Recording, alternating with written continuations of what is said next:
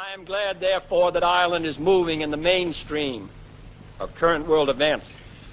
For I sincerely believe that your future is as promising as your past is proud, and that your destiny lies not as a peaceful island in a sea of troubles, but as a maker and a shaper of world peace.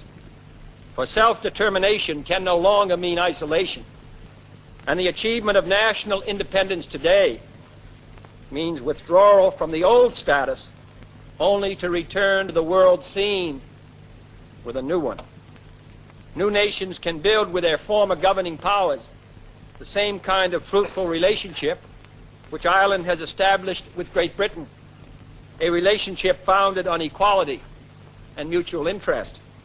And no nation, large or small, can be indifferent to the fate of others, near or far.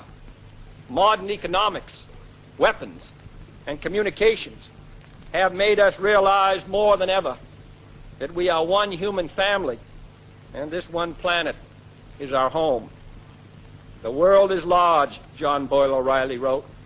The world is large when its weary leads, two loving hearts divide, but the world is small when your enemy is loose on the other side. The world is smaller today, though the enemy of John Boyle O'Reilly is no longer a hostile power. Indeed, across the gulfs and barriers that now divide us, we must remember that there are no permanent enemies. Hostility today is a fact, but it is not a ruling law. The supreme reality of our time is our indivisibility as children of God and the common vulnerability of this planet.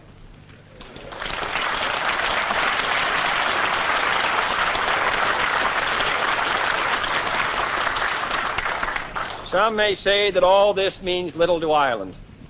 In an age where history moves with the tramp of earthquake feet, in an age where a handful of men and nations have the power to literally devastate mankind, in an age when the needs of the developing nations are so large and staggering that even the richest nations often groan with the burden of assistance, in such an age it may be asked, how can a nation as small as Ireland play much of a role on the world stage? I would remind those who ask that question, including those in other small countries, of the words of one of the great orators of the English language: all the world owes much to the little 5-feet-high nations. The greatest art of the world was the work of little nations. The most enduring literature of the world came from little nations. The heroic deeds that thrill humanity through generations were the deeds of little nations fighting for their freedom. And yes, the salvation of mankind came through a little nation. Ireland has already set an example and a standard for other small nations to follow. This has never been a rich or powerful country, and yet since earliest times, its influence on the world has been rich and powerful. No larger nation did more to keep Christianity and Western culture alive in their darkest centuries. No larger nation did more to spark the cause of American independence, and independence indeed around the world.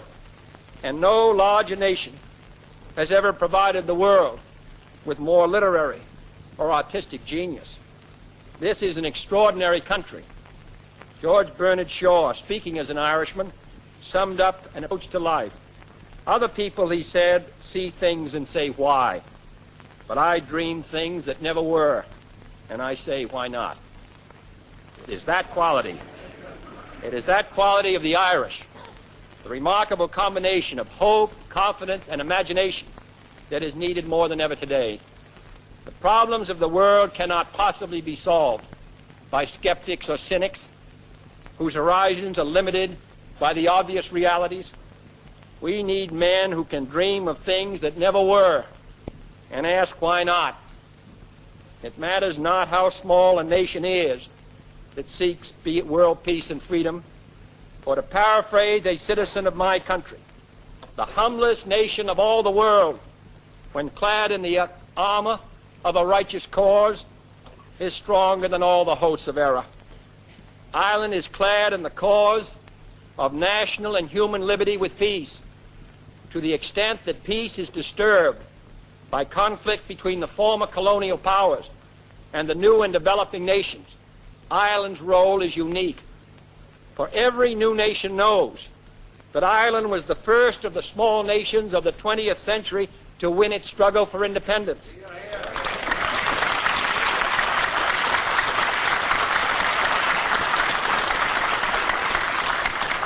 And that the Irish have traditionally sent their doctors and technicians and soldiers and priests to help other lands keep liberty alive. At the same time, Ireland is part of Europe, associated with the Council of Europe, progressing in the context of Europe, and a prospective member of an expanded European common market. Thus, Ireland has excellent relations with both the old and the new, the confidence of both sides, and an opportunity to act where the actions of greater powers might be looked upon with suspicion. The central issue of freedom, however, is between those who believe in self-determination and those in the East who would impose upon others the harsh and repressive communist system. And here your nation wisely rejects the role of a go-between or a mediator. Ireland pursues an independent course in foreign policy, but it is not neutral between liberty and tyranny, and never will be.